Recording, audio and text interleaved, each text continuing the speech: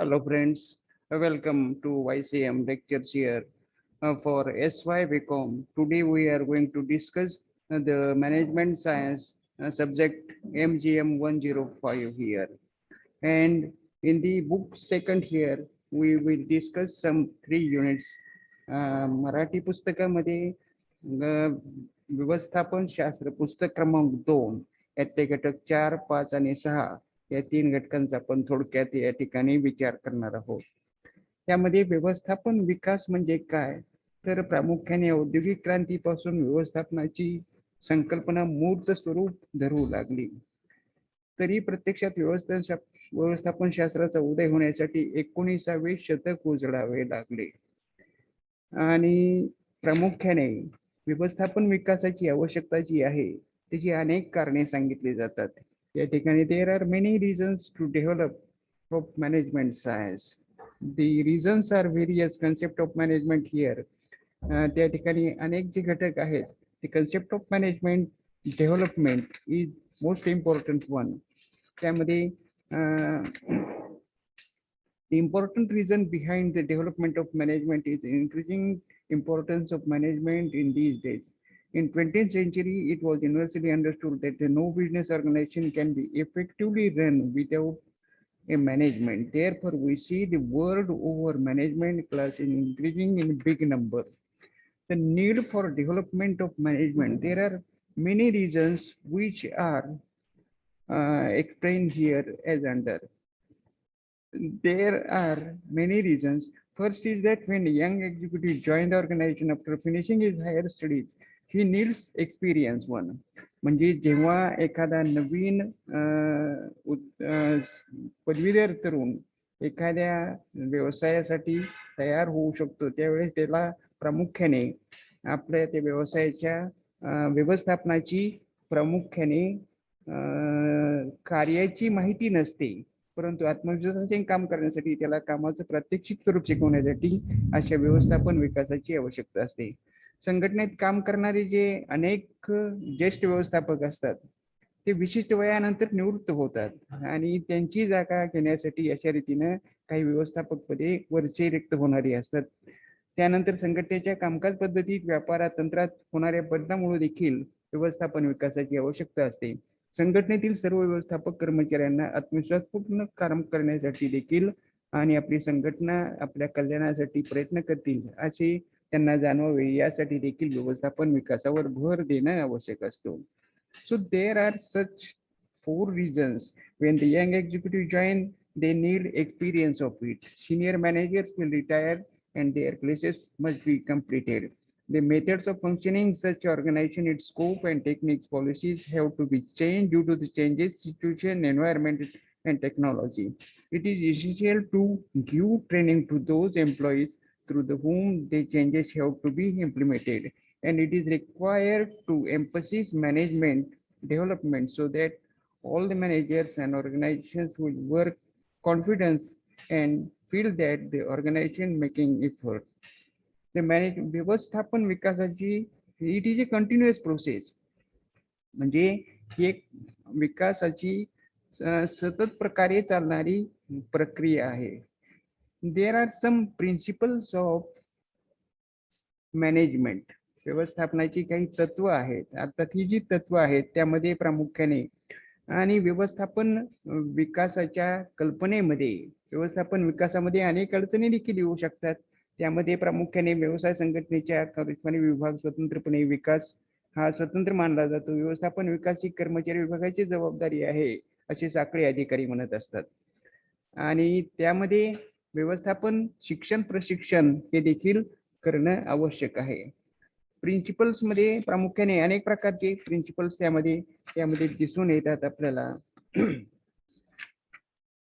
There are many problems also in management development, and the chart is given here on page number. Marathi पुस्तकात पान number 5 वर इथे एक तक्ता दिलेला आहे तुम्हाला. मराठी पुस्तकात हा जो तक्ता आहे त्यामध्ये जर आपण पाहिलं तर त्यामध्ये व्यवस्थापन विकासाच्या प्रशिक्षणाची कार्यक्रम जे आहे त्यामध्ये प्रत्यक्ष कामावरील प्रशिक्षण आणि कार्यवेळे व्यतिरिक्त प्रशिक्षण कामावरील प्रशिक्षणामध्ये 8 प्रकारचा समावेश होतो. कोचिंग, कार्यालयातील बदल, व्यवस्थापन प्रशिक्षण, विशेष जबाबदारी, सहाय्यक म्हणून नेमणे, समिती सदस्य, प्रकल्प प्रमुख आणि कनिष्ठ संचालक मंडळ. त्यानंतर कार्यवेळेचं प्रशिक्षण, त्यामध्ये संस्थांतर्गत चर्चासत्रे, अभ्यास मंडळी, नेमून दिलेले वाचन, उजळणी प्रशिक्षण, पदोन्नती. आणि संस्थाबाह्य प्रशिक्षणामध्ये विद्यापीठ, व्यवस्थापन मंडळ, संस्था, उत्पादन मंडळी यांनी चालवलेले प्रशिक्षण कार्यक्रम इत्यादींचा समावेश त्यामध्ये होतो. In English, it is also given here. You will see that there is a chart on page number 6 here. 6 नंबरच्या पानावर या ठिकाणी तुम्हाला हा जो तक्ता दिलेला आहे. Management education and training. On the job training there are 8 points here. Coaching, त्यानंतर change in work, management training, delegation of specific responsibilities, appointment as assistant, appointing as member of committee, appointing as a project leader or chief and junior board of directors. त्यानंतर of the training या ठिकाणी 2 प्रकार आहेत. Within the organization त्याची 4 उप. There are 4 sub type. Discussion groups, that is study circle, prescribe reading, revise training and training for the promotion. त्यानंतर outside ऑर्गनायझेशनचे, त्यामध्ये प्रामुख्याने training program conducted by the universities, management institution and productivity council. On the job training या ठिकाणी या प्रत्येक पॉइंटचं विश्लेषण या ठिकाणी करण्यात आलेलं आहे. प्रत्यक्ष कामावरचं मार्गदर्शन हे कोचिंग, कामात बदल, एखाद्या कर्मचाऱ्याला, व्यवस्थापकाला त्याच्या विभागात कामे करावी लागणार असली तरी विविध प्रकारची कौशल्ये त्याला प्राप्त होणं आवश्यक असतं. यासाठी ही पद्धत प्रामुख्याने कामातील बदल वापरली जाते. त्यानंतर काही व्यवस्थापन प्रशिक्षणार्थी म्हणून पाठवले जातात. विशेष कामाची जबाबदारी त्यांच्यावर सोपवली जाते. सहाय्यक म्हणून नेमले जातात. या प्रत्येक पॉईंटचं विश्लेषण तुम्हाला या ठिकाणी करण्यात आलेलं आहे. प्रकल्प प्रमुख म्हणून नेमले, कनिष्ठ संचालक म्हणून नेमले इत्यादींचा त्यामध्ये समावेश होऊ शकतो. भारतीय व्यवस्थापनाचा विकास जो आहे तो प्रामुख्याने चळवळीचा इतिहास यामध्ये जर आपण पाहिलं तर भारतात 17व्या शतकाच्या नंतर किंवा शेवटी ईस्ट इंडिया कंपनी ही भारतात व्यापार करण्यासाठी आली.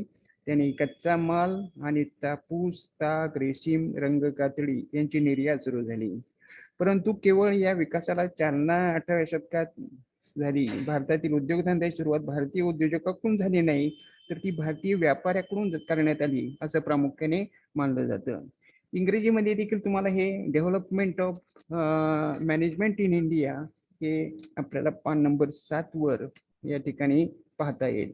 पान नंबर 7 वर इथं दिलेले पहा तुम्हाला डेव्हलपमेंट ऑफ इंडिया बॅकग्राऊंड. त्यामध्ये पान नंबर 8 वर इथं दिलेली बरीचशी माहिती. Since all these artistic products R produced in demand from all corners of the nations, the division of labor India was based on 4 varnas, that is बलुतेदारी system. म्हणजे बलुतेदारी ही जी पद्धती आहे ती भारतामध्ये ग्रामीण भागात प्रामुख्याने सुरू झाल्याची आपल्याला दिसून येते. आणि इथं जे या ठिकाणी पान नंबर 8 वर तुम्हाला या ठिकाणी औद्योगिक वर्ग निर्माण होण्याची कारणे दिलेली आहेत. वेगवेगळ्या प्रकारची 11-12 कारणं आहेत. There R 12 reasons why the management class in India is there. There are such points are there. They are reasons are there. There are, first one is expansion of industry, then modern business, changes in production techniques, changes in nature of management structure, then competitive environment, government restrictions, Indianization, foreign business, then foreign cooperation, multinational companies, MNC, development of public sector companies, scientific point of view, and management education and training. So these are the 12 reasons why the Indian management class is informed. मराठीमध्ये तेच तुम्हाला पान number 8-9 वर दिलेले आहेत. 12 कारण आहेत त्याची भारतात व्यवस्थापकीय विकास निर्माण होण्याची वेगळी जी कारण आहेत. त्यामध्ये औद्योगिक क्षेत्राचा विस्तार झाला, आधुनिक उद्योग सुरू झाले, उत्पादन तंत्रात बदल झाला, व्यवस्थापन व्यवस्थेचे बदलते स्वरूप निर्माण झाले, स्पर्धा सुरू झाली, शासकीय निर्बंध सुरू झाले, विदेशी उद्योगाचे भारतीयकरण करण्यात आले, विदेशी सहयोग म्हणजे विदेशी उद्योगांच्या सहाय्याने भारतीय कंपन्या उद्योग करू लागल्या, बहुराष्ट्रीय मंडळे या मंडळांची स्थापना ही स्वीकारली. त्यानंतर सार्वजनिक उद्योगधंद्यांचा विकास यामध्ये सुरू झाला. शास्त्रीय दृष्टिकोन, त्यानंतर शास्त्रीय दृष्टिकोनामध्ये सामान्यपणे प्रत्येक गोष्टीकडे मनुष्य प्राणी चिकित्सक बुद्धीने पाहण्याची वृत्ती ह्या शिक्षणामुळे निर्माण झाली आणि त्यामुळे उदाहरणार्थ निळकंठराव कल्याणी यांच्यापेक्षा यांचे चिरंजीव बाबा कल्याणी हे व्यवस्थापन शिक्षणात प्रशिक्षित आहेत. शिवाय त्यांनी कल्याणी ग्रुपमध्ये नेमलेले सर्वच तज्ज्ञ व्यवस्थापन प्रशिक्षित असतात. किंवा किर्लोस्कर ग्रुप मधील उदाहरण आपल्याला पाहता येईल. लक्ष्मणराव किर्लोस्करांच्या तुलनेत त्यांचे चिरंजीव जास्त प्रशिक्षित आहेत किंवा त्यांचे नातू हे परदेशातून व्यवस्थापन शास्त्राचे शिक्षण घेऊन आलेले आहेत. म्हणजे अशा रीतीने व्यवस्थापन शिक्षण आणि प्रशिक्षण याचा उपयोग देखील अशा पद्धतीचे वर्ग निर्माण होण्यासाठी होऊ लागला.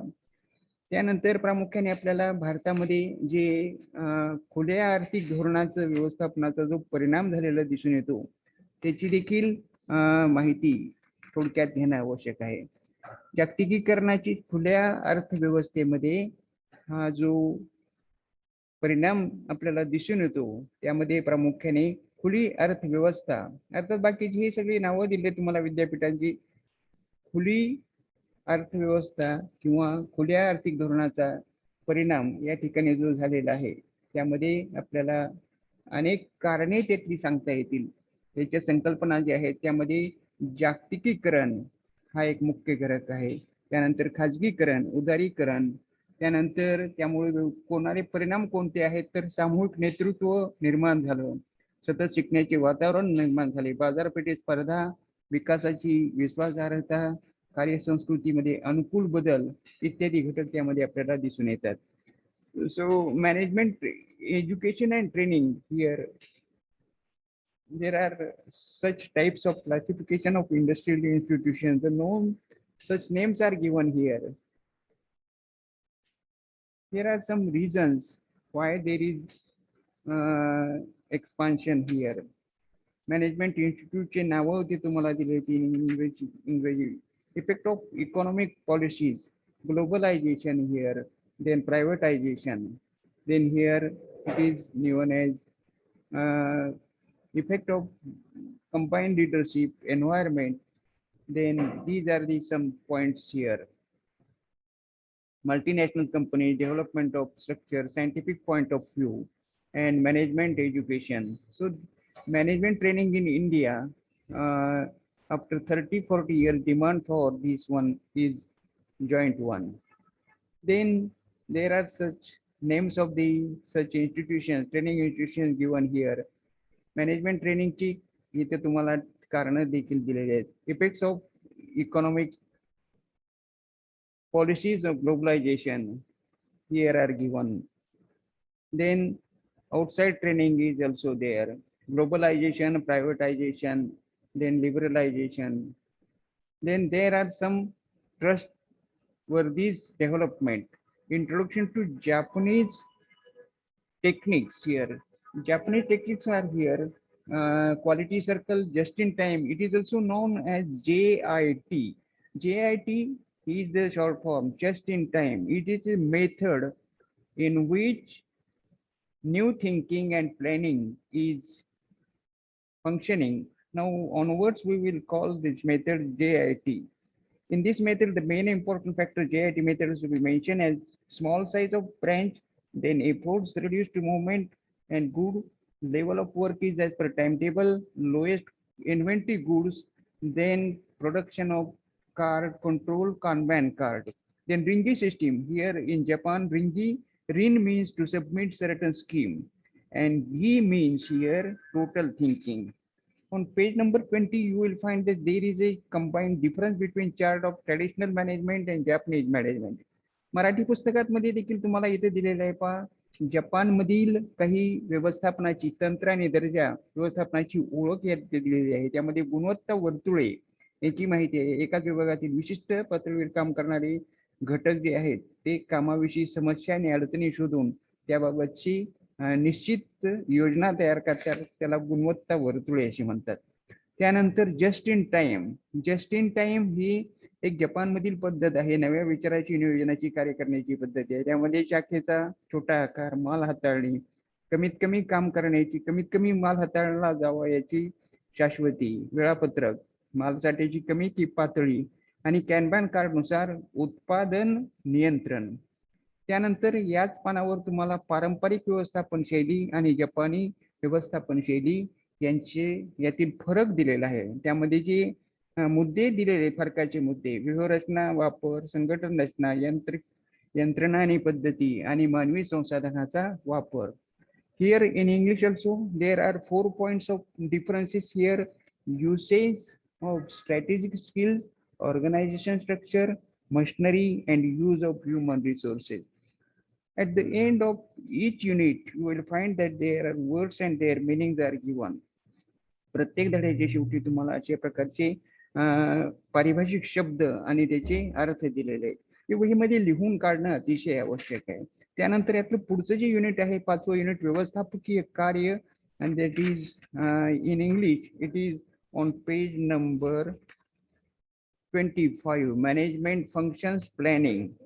मराठी पुस्तकात पान नंबर 20-21 वर तुम्हाला या ठिकाणी पुढचं युनिट जे आहे ते दिलेलं आहे आणि त्याचं नाव आहे नियोजन, कार्यनियोजन. इथे तुम्हाला युनिट दिलेलं आहे पुढचं, कार्यनियोजन, प्लॅनिंग, व्यवस्थापकीय कार्य नियोजन. त्यामध्ये नियोजन हा व्यवस्थापनातील इतर सर्व तत्वांचा पाया मानला जातो. त्यातल्या ज्या अनेक व्याख्या आहेत त्यापैकी जी व्याख्या यात दिलेली आहे ती महत्वाची, म्हणजे मेरी क्रुसिंग नाईल यांनी दिलेली व्याख्या महत्वाची आहे. त्यामध्ये त्यांनी म्हटलेलं आहे की सर्वोत्कृष्ट कार्यप्रणालीची निवड आणि विकास करण्यासाठी जाणीवपूर्वक केलेली प्रक्रिया म्हणजे नियोजन होय. इंग्रजीमध्ये तुम्हाला पेज नंबर 26 वर ही व्याख्या दिलेली आहे. पहा, page number 26. Here you will find the definition of management planning. The definition: planning is a primary process of selection. The question of planning arises when there are more alternatives variably done in a particular function. त्यानंतर nature of planning मध्ये बरेचसे मुद्दे या ठिकाणी आहेत. There are 4 points are here. त्यामध्ये primary planning, contribution of objective, pervasiveness of planning, efficiency of plan. So these are the 4 points here.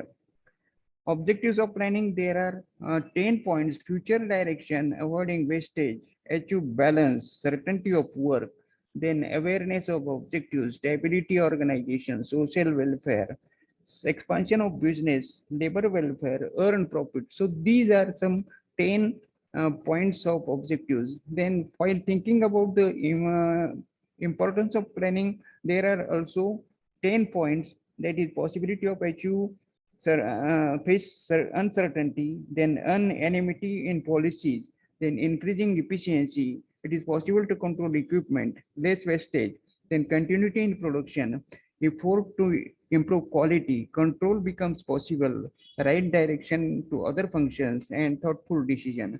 मराठीमध्ये तुम्हाला हेच निर्णयाचे जे स्वरूप आहे त्या स्वरूपाचे प्रामुख्याने नियोजनाचे प्रमुख उद्दिष्ट साध्य करण्यामधील सहभाग, त्यानंतर नियोजनाचे जे उद्देश दिलेले आहेत त्यामध्ये प्रामुख्याने 10 घटक किंवा 10 मुद्दे त्यात दिलेले आहेत उद्देशामध्ये. पहिला मुद्दा आहे भविष्याची वाटचाल करण्यासाठी योग्य, अपव्यय टाळणे, समन्वय साधणे, कार्यनिश्चितता, उद्दिष्टाची जाणीव. 6वा आहे संस्थेचे स्थैर्य. त्यानंतर 7वा मुद्दा आहे सामाजिक कल्याण. 8वा आहे व्यवसायाचा विस्तार. 9वा आहे कामगार कल्याण. 10वा आहे नफा मिळवणे. हे एकूण 10 जे उद्देश आहेत ते महत्वाचे आहेत.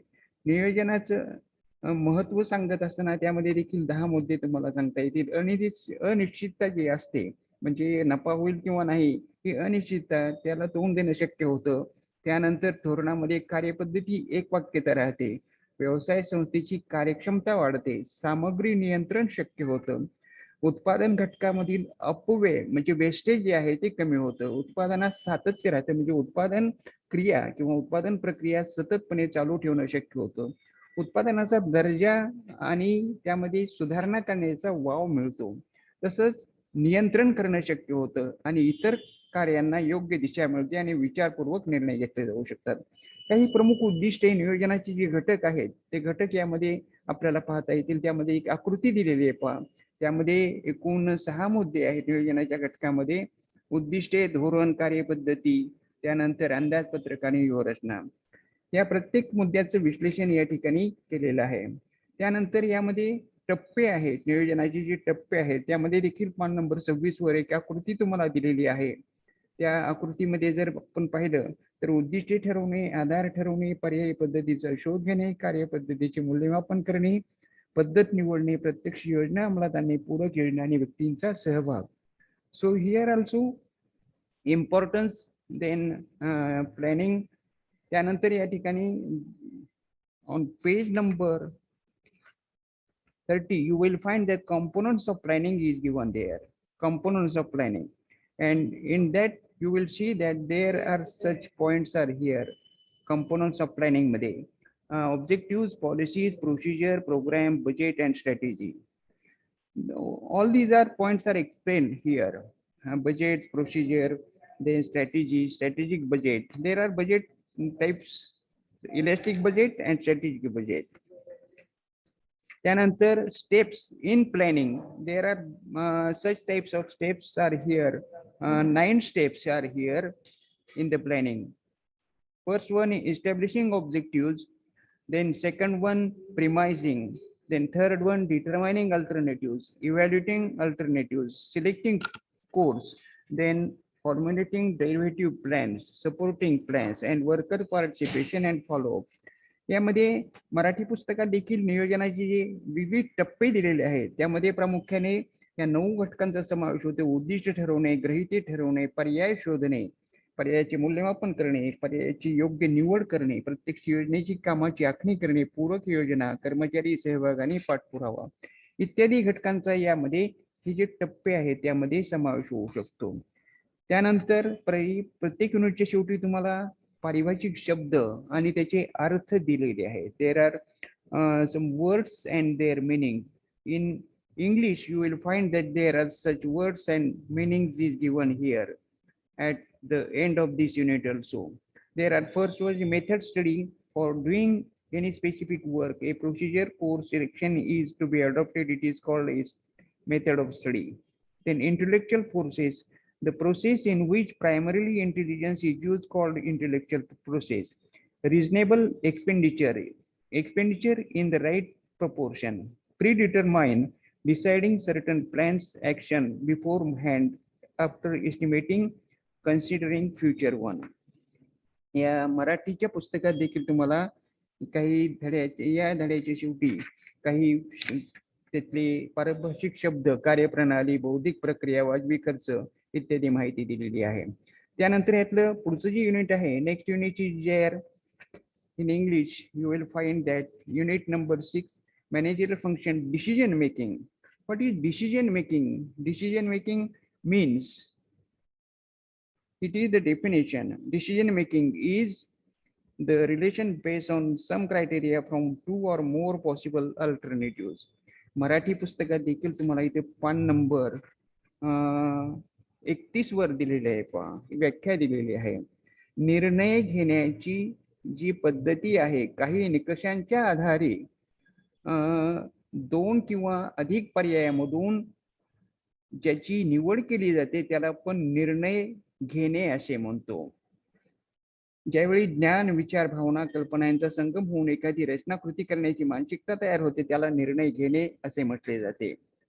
निर्णयाचे महत्व जे आहे, त्या निर्णयाची अनेक वैशिष्ट्ये तुम्हाला या ठिकाणी दिलेली आहेत. त्यामध्ये प्रामुख्याने नियोजन, उद्दिष्टे, त्यानंतर 16 वैशिष्ट्ये, व्यवस्थापकाचं यश अपयश, महत्व पाहत असताना, निर्णयाचे महत्व पाहत असताना त्यामध्ये 5 मुद्दे विशेषतः अभ्यासले जातात. व्यवस्थापकीय कार्याचा आधार, त्यानंतर व्यवसायाची उद्दिष्टे, मूल्यमापनाचे साधन, व्यवसाय संस्थेची प्रगती आणि स्पर्धा शक्ती, ही त्याची प्रामुख्याने महत्व आपल्याला सांगता येतं. निर्णय घेण्याची जी प्रक्रिया आहे त्यामध्ये तुम्हाला पान नंबर 33 वर एक आकृती दिलेली आहे. निर्णय घेण्याच्या प्रक्रियेमध्ये त्यामध्ये एकूण 8 घटक आहेत. समस्या, समस्येचे विश्लेषण, पर्यायाचा शोध, पर्यायाचे मूल्यमापन, सर्वोत्तर पर्याय निवडणे, कृतीमध्ये परिवर्तन, निर्णयाचा पाठपुरावा आणि निर्णयाचा पुनर्विचार.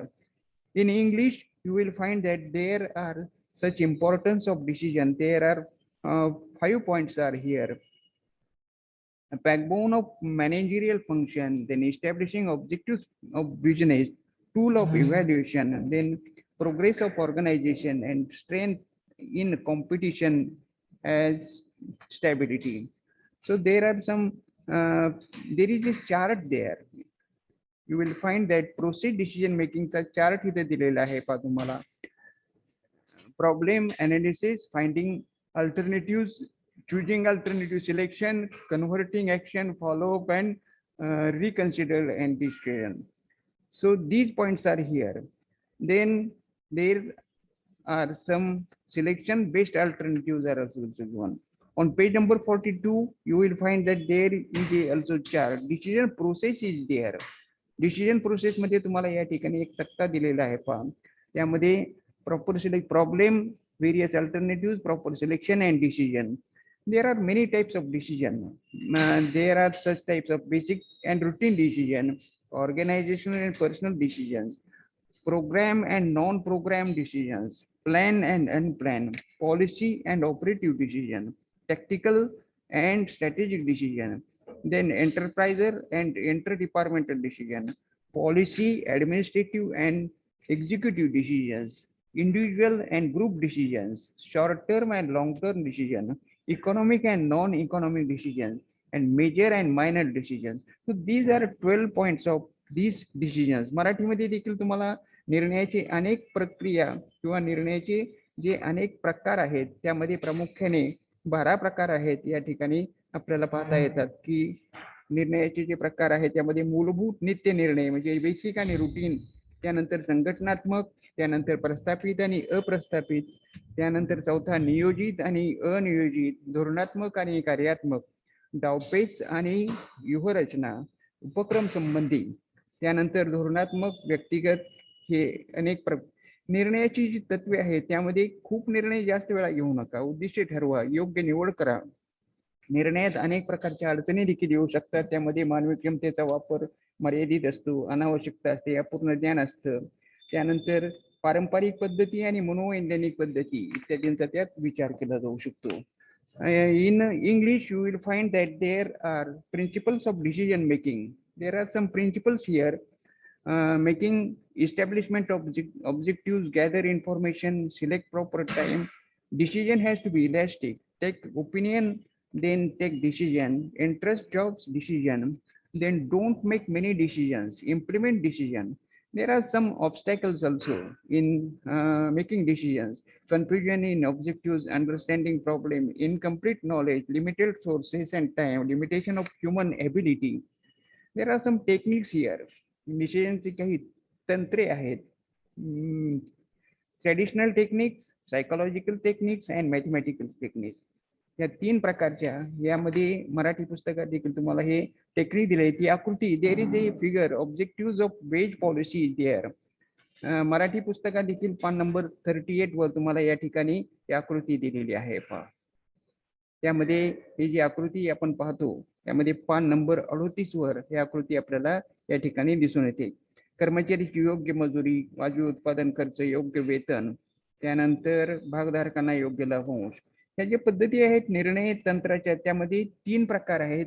म्हणजे पारंपरिक पद्धतीमध्ये व्यवसायाचे उद्दिष्ट जास्त नफा मिळवणे हेच असलं तरी सर्वोत्कृष्ट पर्यायातून योग्य निवड करावी लागते, त्यात जास्तीत जास्त नफा देण्याचा पर्याय निवडला जातो. मनोवैज्ञानिक पद्धतीमध्ये नफा मिळवण्यापेक्षा निर्णयाशी संबंधित घटकाचे समाधान करण्यावर भर दिला जातो. उदाहरणार्थ वेतन ठरवताना व्यवस्थापकांना भागधारक असलेले कर्मचारी, उपभोक्ते, उत्पादक या घटकांचे समाधान करावे लागते. आणि गणिती पद्धतीमध्ये त्यामध्ये संख्याशास्त्राचा वापर केला जातो. एखादा निर्णय घेतल्यामुळे होणारे नुकसान किंवा फायदा विचार होताना वेगळी प्रमेय मांडली जातात. त्यामध्ये ऑपरेशन रिसर्च असेल, लायनर प्रोग्रामिंग असेल किंवा थेरी ऑफ प्रोबॅबिलिटी असेल किंवा Qing and waiting time theory असेल किंवा कोरिलेशन असेल, सांख्यिकी गुणनियंत्रण, स्टॅटिस्टिकल क्वालिटी असेल इत्यादीचा हा गणिती पद्धतीने देखील या निर्णय तंत्रावर वापर केला जातो. So these are some techniques in mathematical studies. In this method, mathematical statistical concepts are used, and those concepts are operation research, linear programming, theoretical probability, queuing or waiting time theory, correlation, statistical quality control, personal evaluation, that is PERT, part 1. Then critical path method. Nowadays, it has become common practice to check programs through computer. In short, due to ever increasing competition, managers to find it difficult to take exact decisions at the right time. Which method is out of above mentioned methods is to be used has to be decided. At such time, managers' knowledge and experience and decisions making are used and making power are tested. At the end of this unit, there are such words and their meaning: professional, situational, progress, then consciously, alternatives, past experience, estimation, managerial, coordination, process, aspect, and impedance. Marathi पुस्तकात देखील पान number 39 वर तुम्हाला पारिभाषिक शब्द आणि त्याचे अर्थ दिले. व्यावसायिक प्रसंगानुसार प्रक्रिया, विवेकपूर्ण, पर्याय, पूर्वानुभव म्हणजे मागील अनुभव, पूर्वानुमान म्हणजे भविष्यकाळातील वस्तू घटकांचा अंदाज लावणे, व्यवस्थापकीय म्हणजे व्यवस्थापनाशी संबंध असणारे, समायोजन, बदललेल्या आर्थिक परिस्थिती जुळवून घेणे, प्रक्रिया ज्या प्रक्रियेत क्रियांची एक मालिका असते किंवा क्रियांचा क्रम ठरलेला असतो त्याला आपण प्रक्रिया असं म्हणतो. पैलू म्हणजे विशिष्ट एकाच बाबी संबंधी असणाऱ्या वेगवेगळ्या बाबी. कार्यान्वित करणे म्हणजे प्रत्यक्ष काम अंमलात आणणे इत्यादींचा समावेश यामध्ये. प्रत्येक घटकाच्या शेवटी तुम्हाला असे पारिभाषिक शब्द आणि त्याचे अर्थ दिलेले आहेत, ते लिहून काढणं अतिशय आवश्यक आहे. अशा रीतीने आज आपण या पुस्तक नंबर 2 मधील 3 घटक हे पूर्ण केलेले आहेत. We have completed such development of management, management function planning, and management function decision making. In this way, we have completed 3 units of management science today, and we shall stop here. आपण इथे थांबूया. धन्यवाद. जय Hind. Sir.